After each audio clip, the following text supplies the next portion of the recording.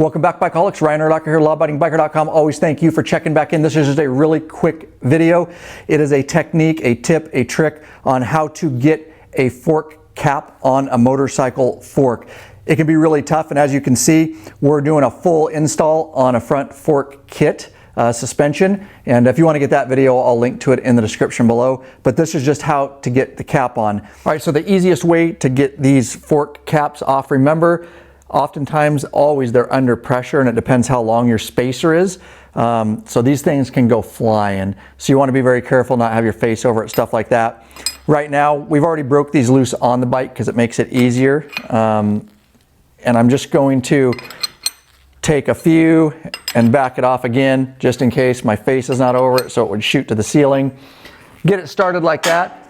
Really, it takes two people to do this properly. You can put them back on really the same way. But what we do is just any kind of piece of metal, and turn this way just a little bit. So he's got a little piece of metal there, and that just gives him, you can try to do it with the palm of your hand if you don't have that, but some kind of piece of metal like this really helps so it doesn't dig into your hand.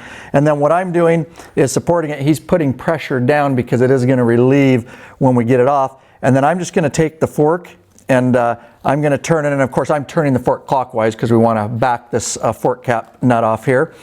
And I'm just turning it underneath him here, and we just heard it pop, and he lets up real nice and slow. And again, depending on how long your spacers are and all that, these can have different amounts of force. All right, so we've got our spacer cut down, of course, to size, and yours may stick out more. It just depends, but it's all the same technique to get this fork cap basically back on here. And we've got our washer on top, make sure of that, and we're just going to put that on there. And just like we showed you how to take them off, he's going to come over me and put some pressure till he kind of hears it lock down. Now, because I'm turning the fork underneath him, I'm going to turn counterclockwise because we want it to thread in. And I'm watching. You really want to make sure you get quite a few threads. And basically there, I'm all the way up. He can let up now. And that's on there. That's the easiest way to do that. And now we'll tighten this down when we get it back on the bike so we can really put some leverage on it. All right, and I hope that was really helpful to you. I hope you're well. I definitely hope you're out there getting some riding in. Check out the rest of the channel. We've got tons of helpful videos for you.